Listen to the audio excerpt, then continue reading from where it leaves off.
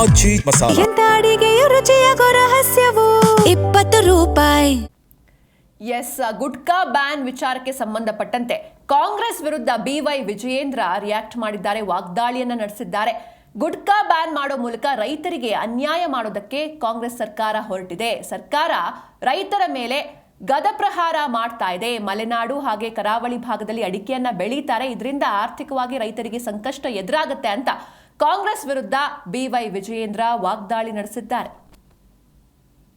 ಇವತ್ತು ಮಲೆನಾಡು, ನಮ್ಮ ಶಿವಮೊಗ್ಗ ಜಿಲ್ಲೆ ಇರ್ಬೋದು, ಕರಾವಳಿ ಭಾಗದಲ್ಲಿ ಮತ್ತು ರಾಜ್ಯದ ವಿವಿಧ ಜಿಲ್ಲೆಗಳಲ್ಲಿ ಅತಿ ಹೆಚ್ಚು ಅಡಿಕೆನ ಬೆಳೀತಕ್ಕಂಥದ್ದು. ತಮಗೆ ಗೊತ್ತಿರಲಿ, ಇಡೀ ದೇಶದಲ್ಲಿ ಸುಮಾರು 9,49,000 ಹೆಕ್ಟೇರ್ ಪ್ರದೇಶದಲ್ಲಿ ಅಡಿಕೆನ ಬೆಳೆಯುವಂಥದ್ದು. ಇದರಲ್ಲಿ ಸುಮಾರು 6,76,940 ಹೆಕ್ಟೇರ್ಸ್ ಅಷ್ಟು ಕರ್ನಾಟಕ ರಾಜ್ಯದಲ್ಲಿ ಅಡಿಕೆನ ಬೆಳೆಯುವಂಥದ್ದು. ಅಂದರೆ 76% ಅಷ್ಟು ಅಡಿಕೆ ಇಡೀ ದೇಶದಲ್ಲಿ ಯಾವ ರಾಜ್ಯದಲ್ಲಿ ಬೆಳೀತಾರೆ ಅಂತೇಳಿ ನಮ್ಮ ರಾಜ್ಯದಲ್ಲಿ, ಕರ್ನಾಟಕ ರಾಜ್ಯದಲ್ಲಿ ಬೆಳೆಯುವಂಥದ್ದು. ಇವತ್ತೇನೋ GST 600 ಕೋಟಿ ರೂಪಾಯಿಗಳು GST ಇವತ್ತೇನು ಹೋಗ್ತದೆ, ಅದರ 450 ಕೋಟಿಗೂ ಹೆಚ್ಚು GST ಕರ್ನಾಟಕ ರಾಜ್ಯದಿಂದನೇ ಹೋಗುವಂಥದ್ದು.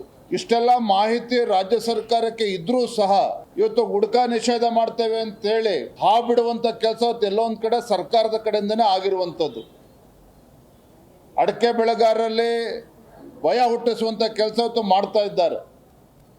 ನಾನಿವತ್ತು ನಮ್ಮ ಅರ್ಗ ಜ್ಞಾನೇಂದ್ರಣ್ಣ ಅವರು, ನಮ್ಮ ಹರೀಶ್ ಪುಂಜ ಅವರು, ನಮ್ಮ ಮಲೆನಾಡು ಮತ್ತು ಎಲ್ಲ ಶಾಸಕರಲ್ಲೂ ಕೂಡ ಚರ್ಚೆಯನ್ನು ಕೂಡ ಮಾಡಿದ್ದೇನೆ. ಮಾನ್ಯ ಮುಖ್ಯಮಂತ್ರಿಗಳ ಕಾರ್ಯದರ್ಶಿ ಜೊತೆನೂ ಕೂಡ ಚರ್ಚೆ ಮಾಡಿ ಸೋಮವಾರ ಅಥವಾ ಮಂಗಳವಾರ ಸಮಯವನ್ನು ನಿಗದಿ ಮಾಡಬೇಕು.